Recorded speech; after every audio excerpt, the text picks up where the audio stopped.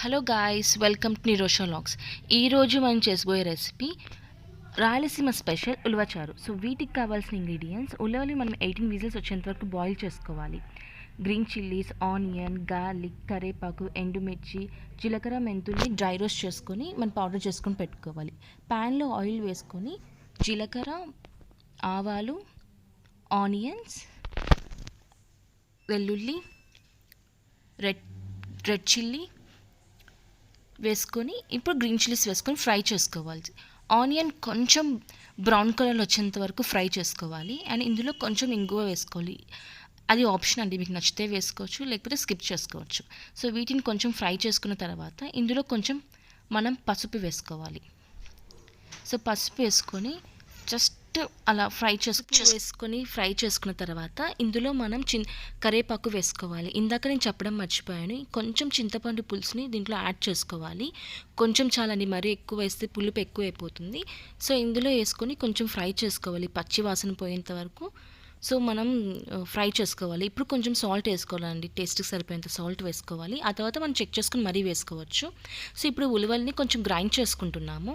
ఇందులో కొంచెం కారం వేసుకోవాలి. ఆల్రెడీ మనం మిర్చీస్ యాడ్ చేసింటాం కాబట్టి మీ స్పైసెస్ బట్టి మీరు చిల్లీ పౌడర్ని యాడ్ చేసుకోవచ్చు. ఇందాక మనం ఉలవల్ని ఉడికించుకున్న వాటర్ని ఇందులో మనం యాడ్ చేసుకోవాలి. ఇది ఆల్మోస్ట్ 10 to 15 మినిట్స్ వరకు బాయిల్ చేసుకున్న తర్వాత ఇందులో మనం గ్రైండ్ చేసుకున్న పౌడర్ని 1.5 teaspoon యాడ్ చేసుకోవాలి. జీలకర్ర, మెంతి పౌడర్ని ఇందాక మనం ఉలవల్ని పేస్ట్ చేసుకున్నాం కదా, ఆ పేస్ట్ని యాడ్ చేయాలి. ఇది ఎందుకంటే రసాన్ని చాలా థిక్నెస్గా ఇస్తుంది.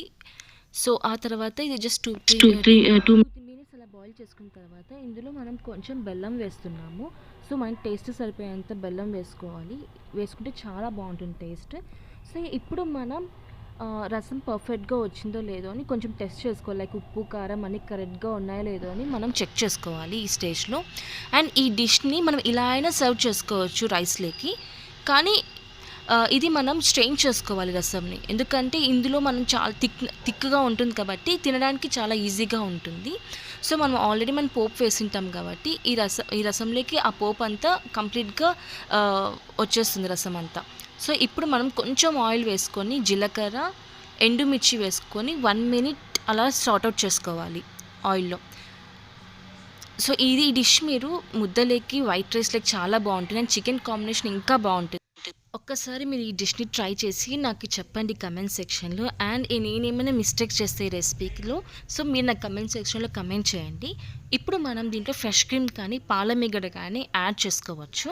చాలా బాగుంటుంది టేస్ట్. సో ఈ వీడియో మీకు నచ్చినట్లయితే లైక్ చేయండి, షేర్ చేయండి, సబ్స్క్రైబ్ చేసుకోండి. థ్యాంక్స్.